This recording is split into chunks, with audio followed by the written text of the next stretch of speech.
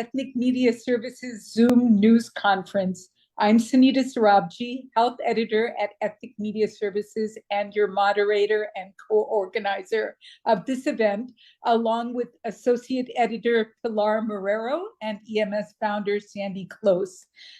What issues are at the forefront of women's minds as they head to the polls this fall in a very critical and consequential election?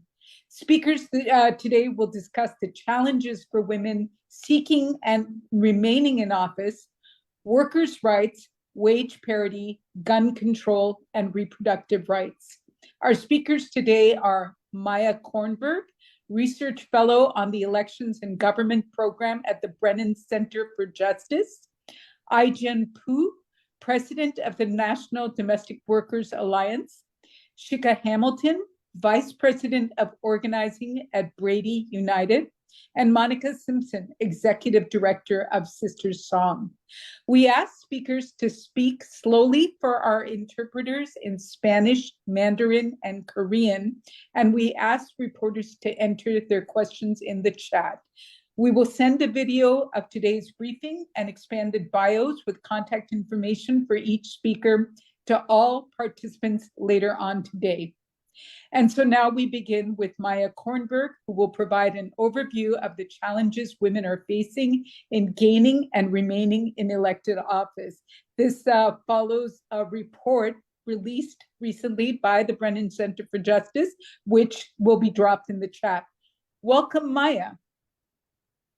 Thank you so much for having me. I'm honored to be here marking International Women's Day in this way with you all. And I wanted to focus most of my remarks on our recent Brennan Center research report, which my Brennan Center colleague, Sophia, will be putting in the chat.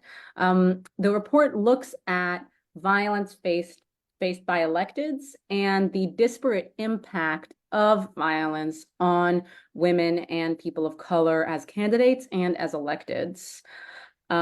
The report draws on extensive research. We conducted a national survey of over 1,350 local office holders across the country, over 350 state legislators, and we conducted several dozen interviews with state legislators about their experiences. And we were interested in asking people about their experiences of abuse, how it impacted their ability to do their jobs and their political ambitions. And what we found was quite harrowing and I think important to share, particularly on this Women's Day. First of all, we found that abuse is pervasive. Over 40% of state legislators that we surveyed had experienced threats or attacks in the past several years, and nearly 20% of local office holders. And these numbers balloon up when you take into account less severe forms of abuse like harassment, insults, stalking. When you take these forms of abuse into account, almost 90% of state legislators and over half of local office holders had experienced some form of abuse. And we also found that this disproportionately hurts marginalized communities. So though local and state office holders across race and gender identities were experiencing this abuse, women and people of color bear the brunt of it. And among local office holders, they're experiencing more abuse. And it is also worth noting that they experience different kinds of abuse. So for example, more women and people of color compared to men and white people were likely to tell us that they were subject to abusive language about their children and their families, about their appearance, about their race or their gender. Or both. And women serving in state legislatures were nearly 4 times as likely as men to experience abuse of a sexual nature. Across the board, what we heard in the interviews and in the surveys from many folks that we spoke to is that abuse directed at marginalized communities, including women, people of color, religious minorities, LGBTQ individuals, was often conveyed in particularly misogynistic, racist, anti-Semitic, Islamophobic, or homophobic ways that particularly targeted this element of their identity. And this is clearly a problem in and of itself for the safety of our office holders, but it is also a threat to our democracy. So we found that a critical mass of local office holders and state legislators are less willing to take on contentious issues, to legislate on contentious issues for fear of abuse. One story that that really stuck with me from over the summer, one state legislator that I interviewed told me that she took a step back from leading bills on gun regulation while her children were small because she faced such frequent and specific threats. Gun regulation was one such contentious issue that we heard people take a step back from, but also reproductive rights and other issues. And in addition to taking on issues, the violence is also affecting the way that electeds engage with their constituents, another really core part of our democracy. And we found that a critical mass, about 40% of local and 20% of state office holders, said that it made them more reluctant to engage with their constituents, either online or in public. And many said that it was also beyond kind of how it's affecting how they do their job, lessening their desire to run for re-election. And I think particularly for this conversation, I wanted to share a slide with you now to show this. It's important to note that these impacts disproportionately affected women. So I'm going to just play the slide just so that you see. So here you see how electeds were kind of deterred from doing specific events as a result of abuse, both on a state and local level. And what you see is throughout, women are reporting higher levels. About half of women in local office, I want to point this out because I thought this was particularly impactful. About half of women in local office are saying that it is deterring them from running for re-election. And this is particularly important for us to think about because we know that particularly for women, these are stepping stone positions. Women who reach higher office are more likely to start out in local office. But throughout, we're seeing women reporting higher levels of kind of being deterred from both doing their jobs, being able to engage with constituents and feel safe, being able to bring their families and feel safe, and wanting to remain in politics and run for re-election or run for higher office, which is really important as, again, as a pipeline issue. The other thing that I wanted to note here that we found is the disproportionate burden on women of color. So we asked about the precautions taken as a result of this abuse, things like changing travel routes, changing daily routines, avoiding traveling alone, a lot of burdensome precautions that are taken in order for people to feel safe. And what you see here in these numbers is that women of color are much more likely to report having to take some of these precautions in order to feel safe. And so again, there's a real intersectional story, I think, to this violence as well. And I want to kind of end by noting two additional things because I know that we're short on time. One is that the study that we did is really in the context of a lot of other work that's going on at the Brennan Center about the impact of violence on our democracy. And so I want to note one other study that the Brennan Center did in April 2023 that looked at election administrators. So whereas our study focused on electeds, the study that the Brennan Center did on local election administrators found that 1 in 3 election officials are also being harassed, threatened, or abused because of their job. And this is important, I think, again, to note in the context of International Women's Day, because we know that over 80%, again, over 80% of election officials are women. So again, another threat, a threat to our democracy, to women working on democracy, to the women running our elections, and to the women who are running for office and when in office, kind of legislating on behalf of their communities. And I'll just end by saying that our report does talk about a lot of important recommendations in order to curb this abuse, and stuff like states allowing campaign spending on security, which federal campaigns already do, is tremendously important. States offering office holders the training and the tools and the mental health services and the security that they need in order to be able to do their jobs. States regulating open and concealed carry of guns where office holders interact with the public. And perhaps most importantly, especially for this group here, public leaders really standing up and speaking out against this abuse. We heard from many people that we spoke to that one of the things that they found most helpful, especially when it came from across the aisle, was other electeds and other public figures speaking out against the abuse, and that, so that they didn't feel alone in the problem or in finding the solution. And so I think particularly here today, I'm really grateful to be able to raise awareness about this issue, about our research, and about the importance of addressing the problem with the recommendations that we present in the report. So thank you again for your time, and I look forward to answering any questions. There are a bunch of questions for you, Maya, already in the chat. Raymond Tyler is the first. Raymond, could you identify your news organization and ask your question? Sure. Can you hear me? Yes. Great. My name is Raymond Tyler. I'm with AtlanticCityFocus.com. I also do their civic engagement podcast, which specifically deals with politics and voting issues. Thank you for your time, Ms. Kornberg. If you can, because people having to draw back on gun control legislation, either putting it up for a vote or not being able to speak about it because of their safety is serious. If you can you tell us how implicit this abuse is? Like, are they out and out threats, public threats? And B, what is law enforcement doing about this? Because they should be, they should be securing people's right to free speech, especially if you were a lawmaker. Well, everybody deserves a right to free speech, actually. Good question. Yes, thank you for your question. And I think it's an important one.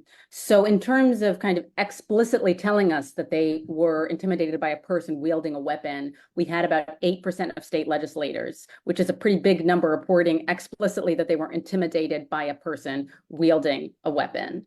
And we heard from many people in our interviews that this was really scary. Members of the public, it's worth noting, are allowed to carry guns into legislative chambers and office areas in many states. And in one instance, we heard from a legislator who we quote in the report, saying that they were on the legislative floor and in the galleries, there are people above them who are armed. And they felt really, really scared for their personal safety as a result of that, which is, of course, understandable. And in terms of law enforcement, and again, we note this in the report, office holders described mixed experiences with law enforcement. And it's worth noting that some talked about having great relationships with local law enforcement and feeling like they could call them if something happened. And others feeling like they were not being supported by the police and did not feel safe or reassured calling local law enforcement. And so it's worth noting, again, as we do in the report, the real mixed experiences that office holders are telling us when it comes to their experiences with law enforcement in different states, and kind of in keeping them safe and helping them to deal with this problem. For that reason, it's worth noting that one of the things that we recommend in the report is that states actually be monitoring and collecting data about the abuse. So the U.S.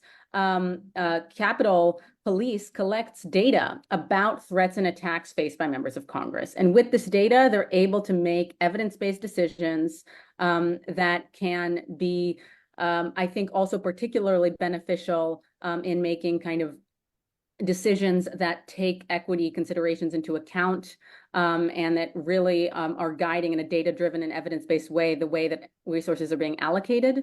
There's no reason why states shouldn't be collecting this data in order to be keeping everyone safe in a way that is based on a real knowledge of what's going on and a real evidence-based decision-making process for allocating resources.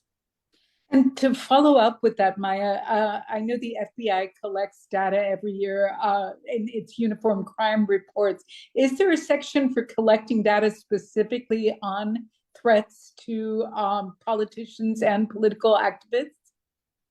I can't speak to exactly what the FBI collects data on, so I don't want to misspeak.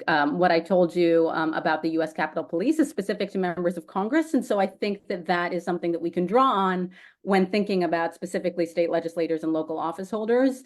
And there's definitely a need to be collecting more data and more data that is culturally competent and kind of on a local level and state level about this problem, because as I mentioned before, huge variation in how people experience this in different ways in different parts of the country. So whether or not there is some data nationally, it's really important to be collecting that subnational data.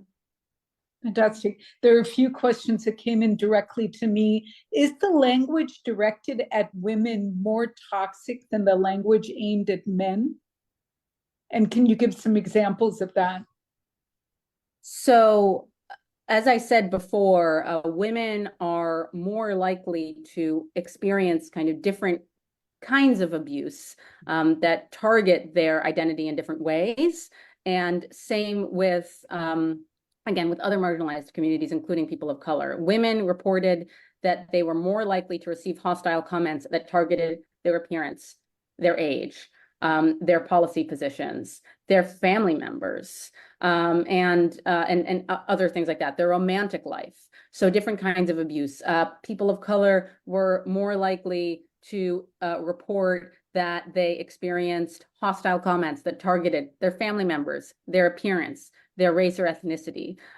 So while I cannot speak to kind of quantifying what is more toxic or less toxic, it's worth noting that that these hostile comments frequently specifically target these elements of people's identities. And as I said before, this also goes for many stories that we heard of legislators who were attacked with homophobic slurs, with anti-Arab or Islamophobic slurs, with anti-Semitic slurs, and kind of other examples of this as well.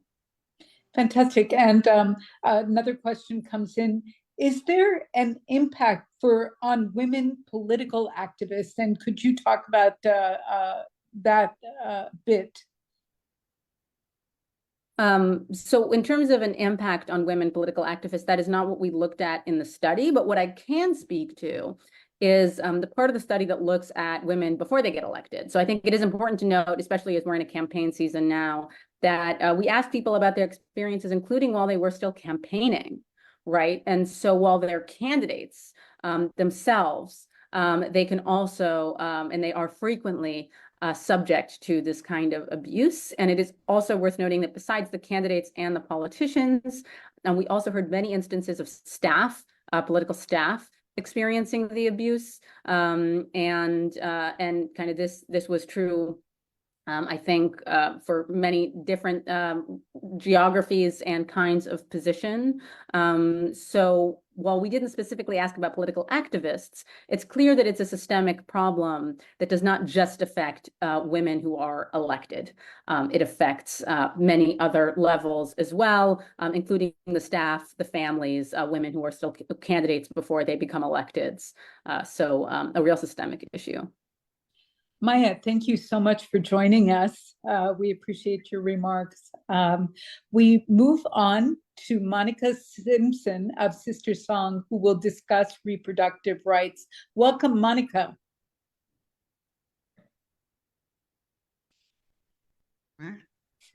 Hi, thank you all so much. It's really an honor to be able to be on with you today. Happy International Women's Day.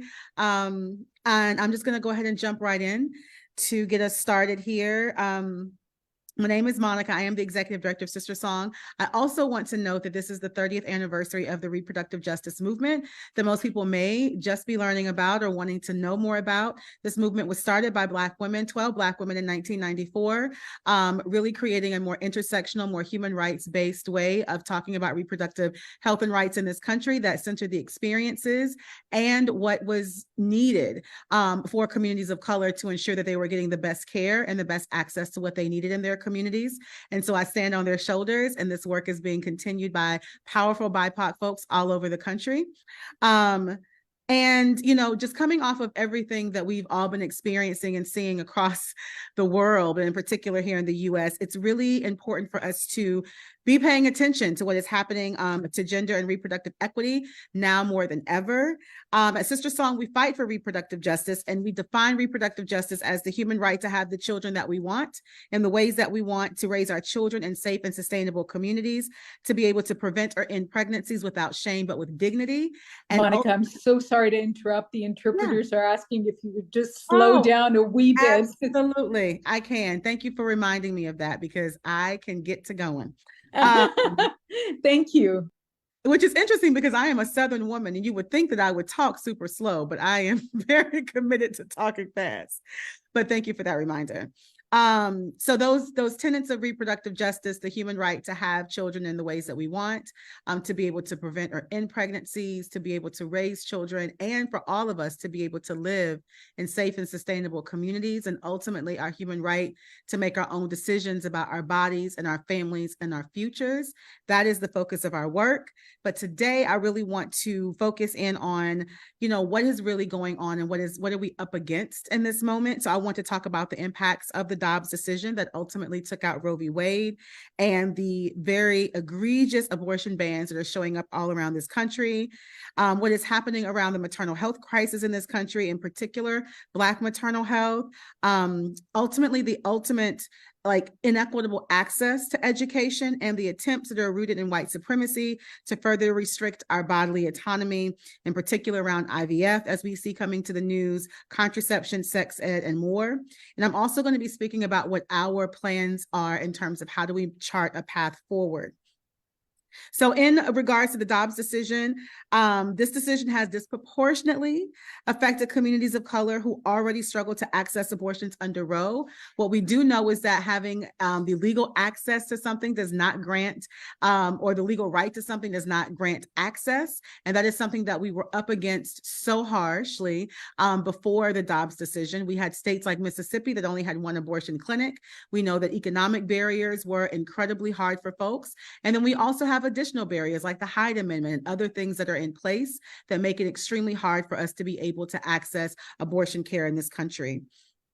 And as we are looking at data that came out of the Guttmacher Institute in 2023, it is stated that nearly 1 in 5 patients, they are now traveling out of state for abortion care.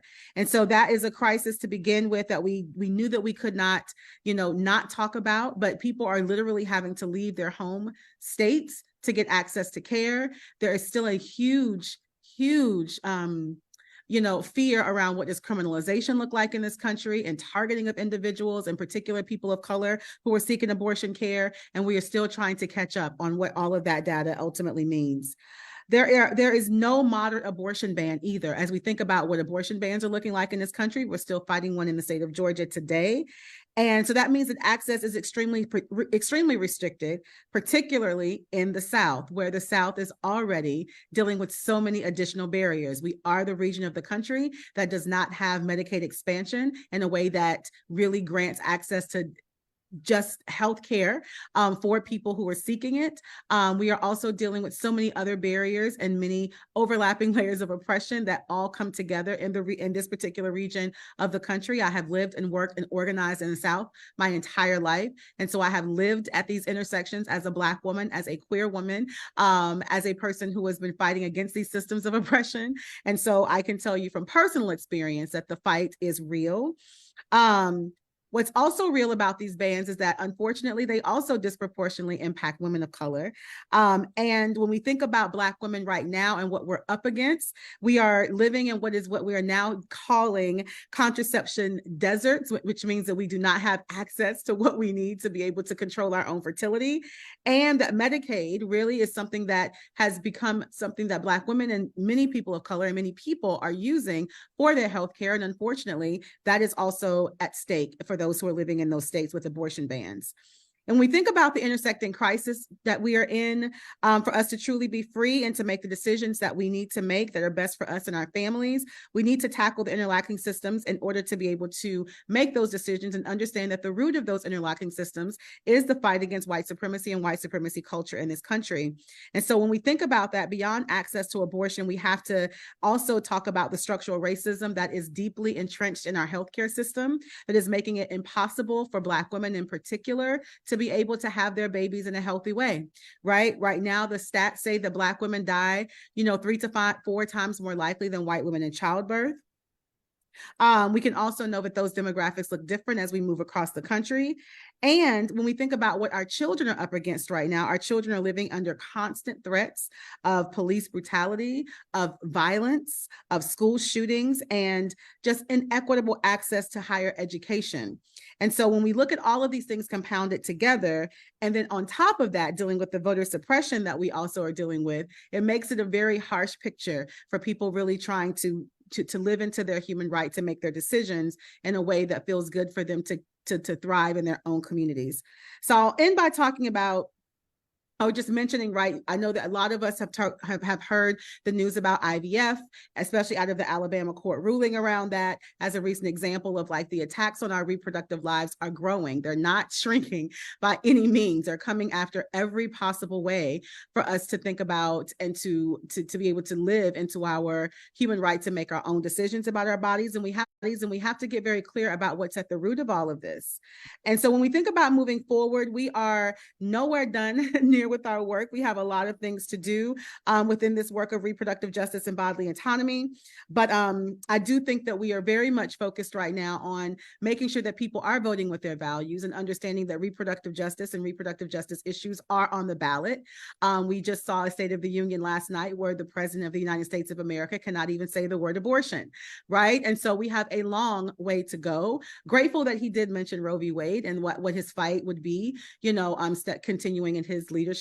But we have a long way to go to reduce the stigma around a lot of the work that we talk about, including abortion and sex. And so many of the other things are important for folks as they're thinking about their family planning and how to determine their lives. And so lastly, I will say that, this conversation around Roe v. Wade has opened up the door for us to have these conversations finally, for us to see the intersections of how economic justice and voting rights and civil rights and all of our movements for social justice, how all of them intersect with this work of reproductive justice. And so we are very committed to making sure that those intersections are clear, not only to those who are voting and not only to those who are living their lives, but to those who are also making decisions on behalf of us and helping us to create a better world. So I'm going to now stop to see if y'all have any questions for me. There are lots of questions for you. So Monica, could you first talk about the disproportionate impact to low-income women? I know you mentioned disproportionate impact to women of color, but if you could talk specifically about low-income women, that would be terrific. No, for sure. When I think about the fact, even just one statistic, like Black women are only making more 64, I think it is, cents to a dollar, as compared to their white counterparts. Like we can see that the gap is large in terms of what people actually have access to in this country. And so many folks, when I think about the Southern region in particular, are living below poverty lines. Like folks are literally just making enough money. Some people are just making enough money to keep their noses above water at this point. And so if we are already seeing that we are dealing with an economic crisis in this country that is extremely documented, that is absolutely going to impact how folks get access to care. If we don't have access to Medicaid expansion in this country, if we're not, creating the right systems for folks to be able to have access to the abortion care and to all the other reproductive health care that they need, then we're going to see disproportionate impacts on folks who are already low income, right? Those things are inextricably linked to each other, and they work hand in hand in that particular kind of way. So that's kind of like how we talk about it in our work and how we're seeing it show up for people. And folks are literally having having to make decisions sometimes about, you know, what bill they're going to pay versus what care they're going to get for maybe one of their children or themselves, right? Like people are making those dire kinds of those decisions. And we are always rooting our work and our organizing in those real stories of BIPOC communities, of Black women, of folks who are, you know, really trying to make their ends meet in a country that isn't, you know, really creating the right environment for folks to thrive in at this moment. Absolutely. Good question. How do we reduce the stigma around getting abortions? First of all, we have to be willing to say the word abortion out loud. Yes, And I stumbled a little bit there.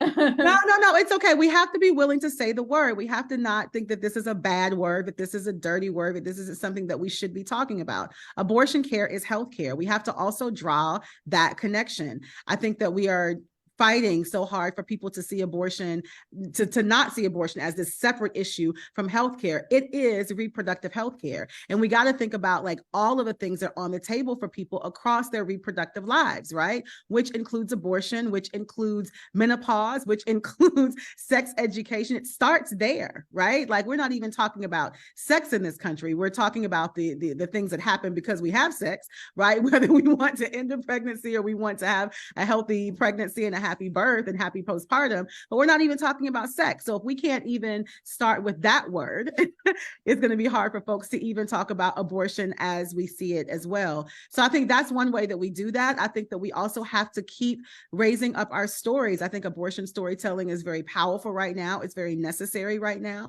for folks to understand that there are many, many stories and many different, you know, just ways that folks have had to have abortions. I think that there is like this stigma on abortion that, oh, this is some irresponsible person that did not make the right decision. And so now, no, there are many reasons as to why people have abortions. And so those stories have to be told to also help us reduce that stigma and for folks to be able to draw the connections more clearly that abortion care is healthcare. Absolutely. Monica, there are questions for you in the chat. Could you please address those? And thank you for your remarks. We move on to Aijen Poo, she's the executive director of the National Domestic Workers Alliance. Ms. Poo will discuss workers' rights, especially for low-wage women and wage parity. Welcome, Ms. Poo.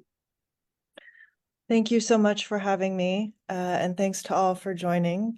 I want to address the fact that in the United States today, every single day, 10,000 children are born and approximately 10,000 people turn 65.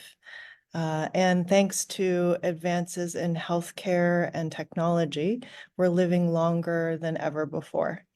So what that means is that we need care, more care than ever before as a country. And yet we don't have a national program that helps everyday families afford childcare.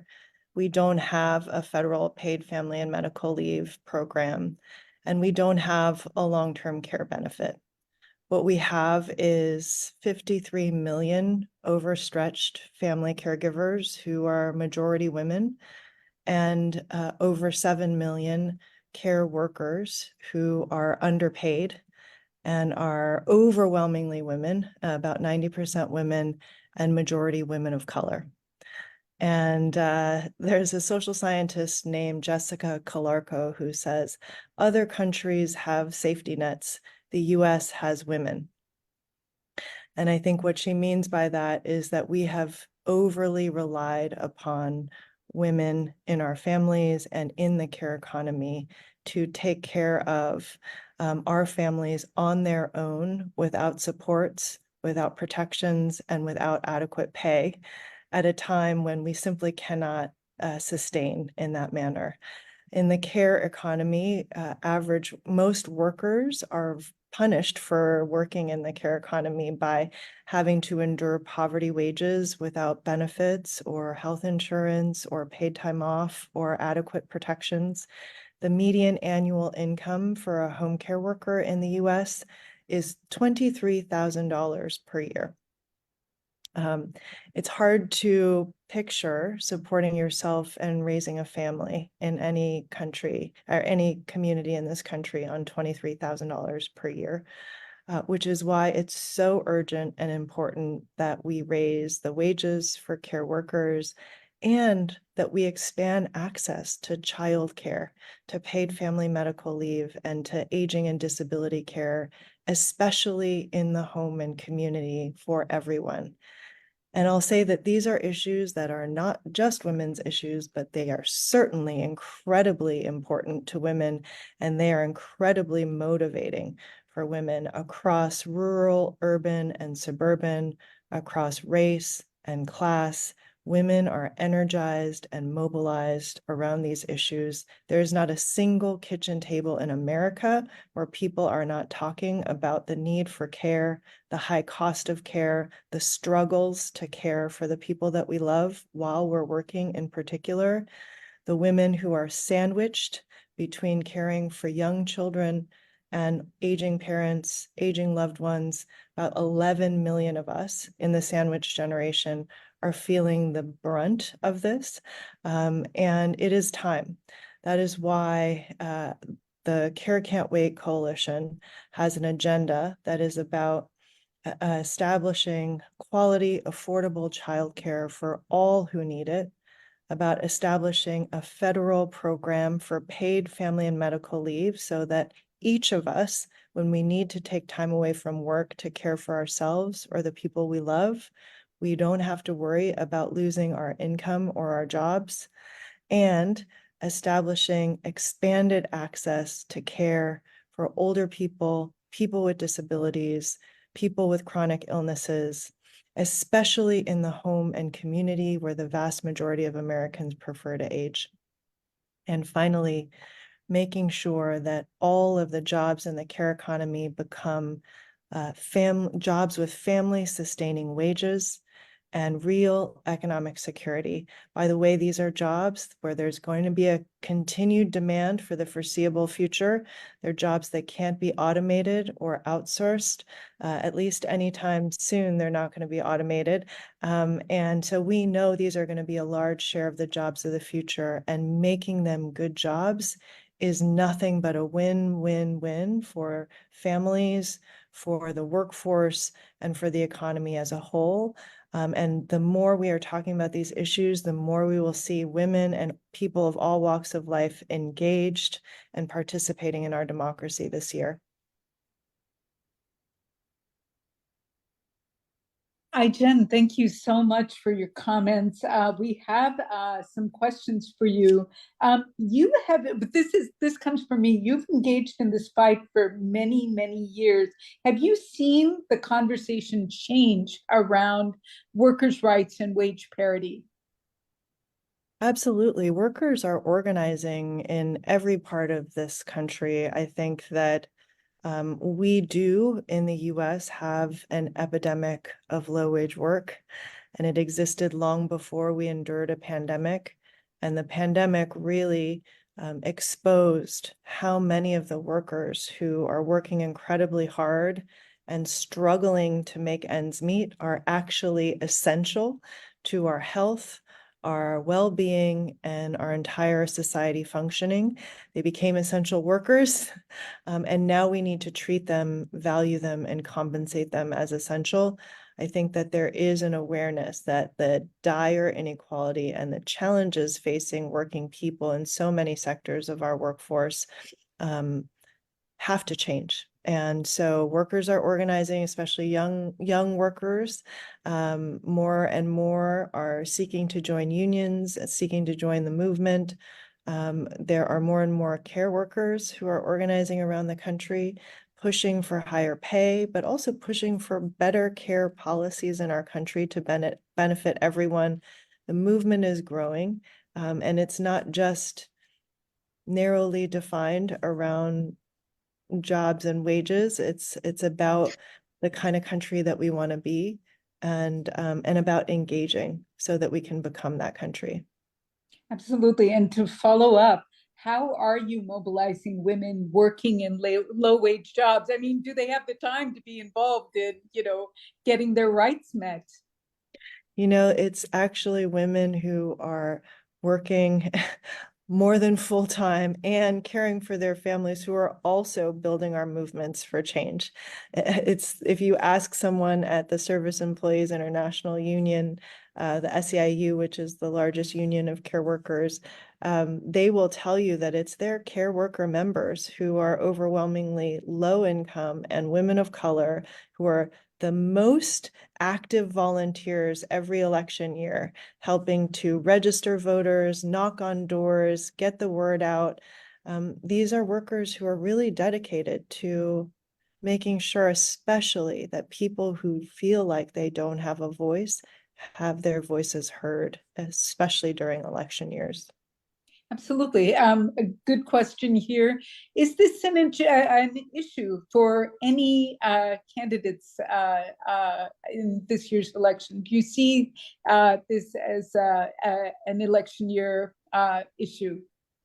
I absolutely do. Every community that I go to, care comes to the conversation, is at the top of the hearts and minds of people who come to the meetings and want to share their stories. Like I said, there's not a single household in this country that isn't talking about how they're going to manage and care and afford the care that they need for the people that they love. I think that any candidate who is really paying attention to voters will be addressing these issues and will have a very clear issue or very clear agenda for how they're going to help people afford to take care of the people in their families as top of their agenda. And I know many already have, and we right now are focused on talking to voters, and we're hearing in every community that this is a top issue. So I hope more and more candidates take it on. Absolutely. And I believe this is more of a comment rather than a question, but one reporter says, we have been fighting for wage parity for over 60 years. How has this changed in the present day? Well, I will say I don't know. I don't have the data about wage parity specifically, but what I would say is that domestic workers, for example, have been excluded for a very long time from basic wage protections. Home care workers didn't have minimum wage protections until 2015. And so these are ongoing fights and campaigns, but we have made progress. And in fact, New Jersey just became the 11th state in the country to pass a domestic workers' Bill of Rights, thanks to the great organizing of domestic workers and advocates on the ground in New Jersey. Change is happening. It is too slow for what families need, and which is why this year is so pivotal. And which is why the role of the media in getting the word out that change is possible and that workers are organizing and in motion. And there is a lot that we can do collectively to make life better for working people, especially women. Ms. Pu, thank you so much for joining us today. Your remarks were very welcomed.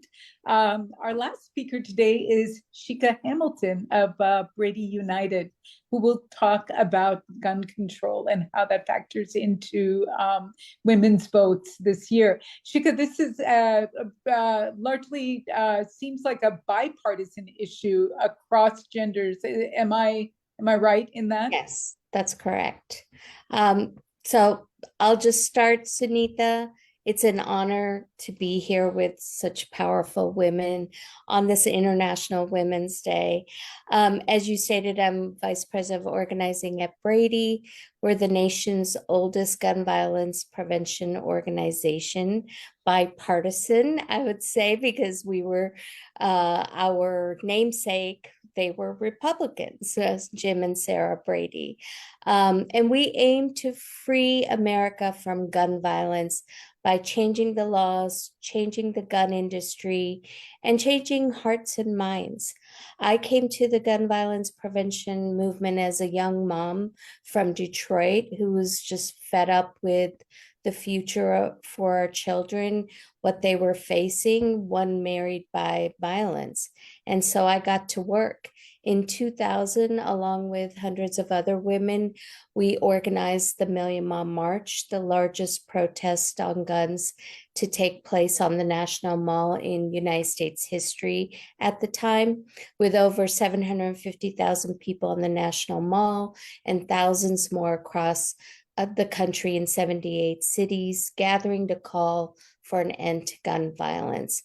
Women, particularly mothers, were the driving force and power behind the Million Mom March, and we were united in our resolve to end this epidemic. And our rallying call, or you can say warning to politicians, was Mom's vote. The impact of the Million Mom March was felt almost immediately.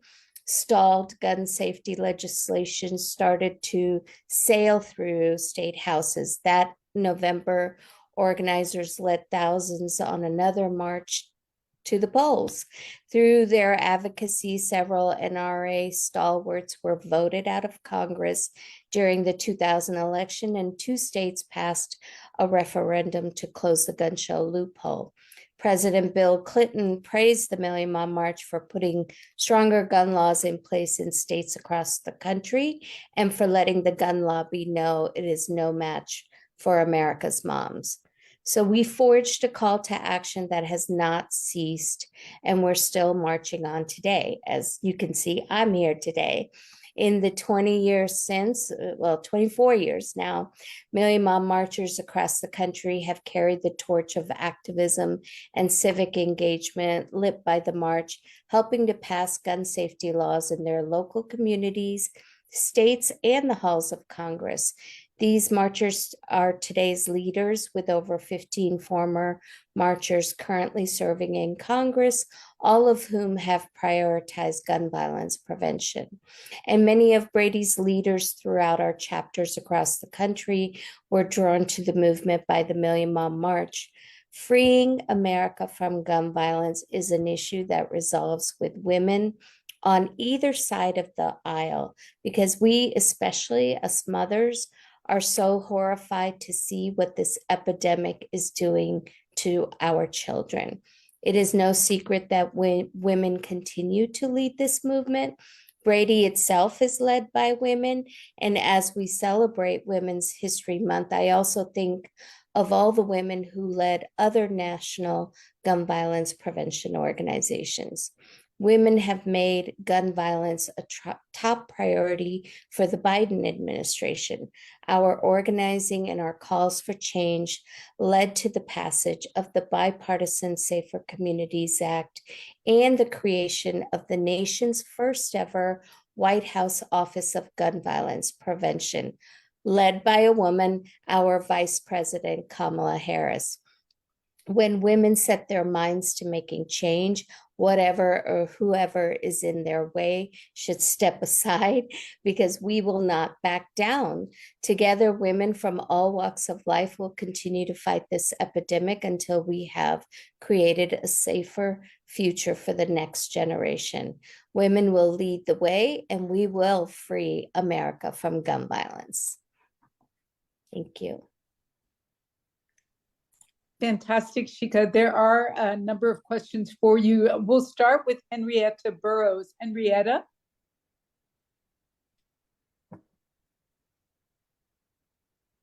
I see her question. Sunita, do you want me to just... Yeah, Henrietta, are you not able to unmute?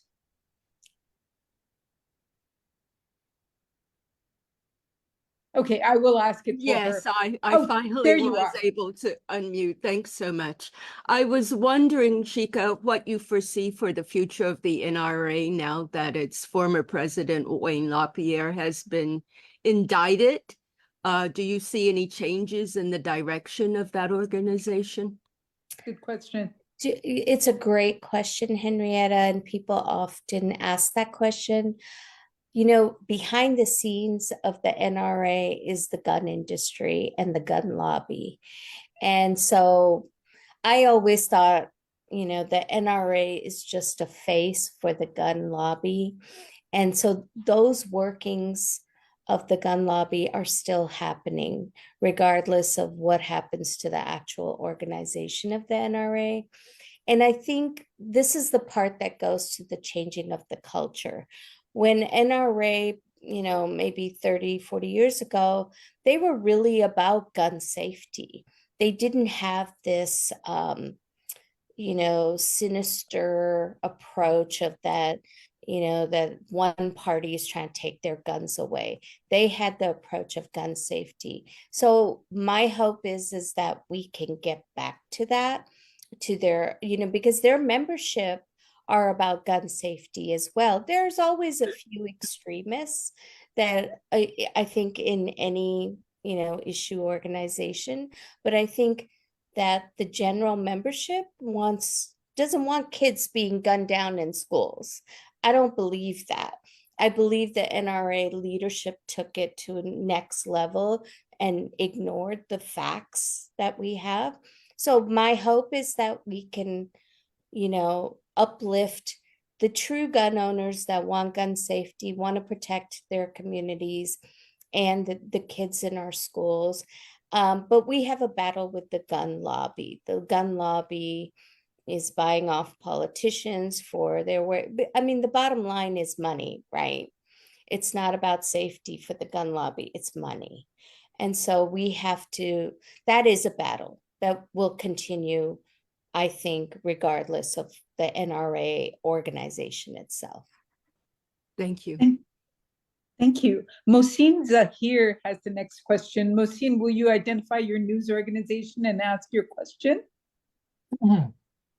Yes, my name is Mohsin Zahir. I'm with Urdu News, New York.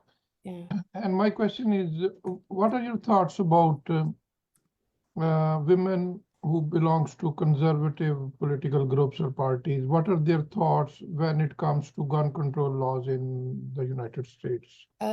Thank you for your question. That's also a great question. Mohsin, 90% of Americans believe that there should be background checks on all gun sales. So that has to include conservative women. I've personally met conservative women who agree with me on this issue. They believe there should be responsible gun ownership. There should be restrictions on guns in schools. There should be gun safety laws. So we really don't differ. It's when the ideology and partisan politics get in the way that they may vote based on other issues. But I have personally sat in a meeting, and I'll give you a quick story. Spence Abraham, U.S. Senator in Michigan back in 2000, was running for re-election, and Debbie Stabenow was running against him. And I sat in a room with Spence Abraham's chief of staff, who completely ignored the Republican women in the room who were just asking, what is that senator going to do about gun safety? And he lost because they were looking for an answer and he had none, or his staff had none for him. And so to me, I think motherhood, women, we want safety for our kids. And so we will join hands on that issue. All right. The next reporter is Orhan. I'm sorry, I'm mispronouncing your last name. Orhan, could you please ask your question and identify your news organization? Yes, Orhan Akku, Zaman America. So basically, as an ethnic media, what do you expect from us to help you on ground? And I know you are, this is really big challenges against the NRA. So what do you expect from us to help you on this? Oh, thank you, Orhan. That's a great question too. What I'd love for you is, so Brady has programs that it's so we work on legislation, of course, but we also have programs that talk about safe storage. So 76% of school shootings, the gun came from the home. Imagine if those guns were locked up and inaccessible to the shooter, how many lives we could be saving. So uplifting the issue of safe storage, and please go to our website, bradyunited.org. Our safe storage website is endfamilyfire.org. But we also focus on the gun industry and reforming the gun industry, because you'll see, like, for example, in Chicago, people always talk about gun violence in Chicago, but most of the crime guns that are retrieved, those guns came from suburban gun dealers. And so you have these suburban gun dealers who are profiting off of the gun death that's happening in these urban cities. So what we try to do is we try to make sure that gun dealers are doing their job correctly, that they're identifying when there's a straw purchase happening, and that they are vigilant in how they sell guns. Because again, if everybody's doing the right thing, we can reduce gun violence. And if they're looking the other way, that's problematic. So Orhan, I would really, and if I can connect with you even later, I'm happy to share more information, but we do have everything on our website about these programs. Okay, next is Vidya Seturaman. Vidya, will you identify your news organization and ask your question? Hi, this is Vidya from India Post newspaper. Great conversation on the International Women's Day. Just a basic fact, like how many women own a gun in the US? Which state has the most? Is it the southern states or the East Coast? So this is just a basic question, but this has a lot of power in it. Vidya, that's an interesting question, and I can look that up for you. I wasn't ready for that one, but I will tell you this. In America, there is a gun for every man, woman, child, and dog. There are more guns than people in this country. There are more gun dealers than Starbucks and McDonald's combined. We have a problem in this country. If you look at 25 other industrialized countries, along with the US, we are 20 times higher on gun death. And the simple reason is it's not a mental health issue. It's not a domestic violence issue. The problem is it's easy access. All the other countries have domestic violence like we do. All the other countries have people with mental health issues. But the difference here is access. And so we know, and Vidya, also, I want to say, when we look at the states, if you look at the states, and there is facts for this, and I can share links later. If you look at the states with the loosest gun laws and the strictest gun laws, there are more gun deaths in the state with the loose gun laws. So I live in California, and in the past 30 years, we have passed significant legislation that has reduced gun death by 50%. And if the rest of the country would follow, as our governor said, we would be reducing gun death by 19,000 people. That's huge. Imagine those 19,000 lives saved. So we are making a difference, and there's plenty of evidence on that note. Vidya. Shikha, the final question comes from me, and I ask, just recently we saw two parents being indicted for providing their son with a gun that resulted in a mass shooting. Do you think that that's a trend that we are going to see going forward? And does Brady have a position on this? Sunita, your question is about mass shootings and the gun coming from the home. Is that? Yes, well, Yeah. the parents actually providing Oh, the the gun Michigan and the case. Yeah. criminalization of those Right. parents. You know, the thing is that laws have been on the books. We have it even in California about safe storage. And so, and often in these situations when it's a parent and a child, it's very sad. But in this particular Michigan case, they committed several crimes, one of which to hand over a firearm to the child. Regardless of his mental status, they committed that first crime right there that you can't do. I mean, again, this is why I talk about safe storage so much. If we actually had stronger laws in all the states about safe storage, and if people actually practiced it.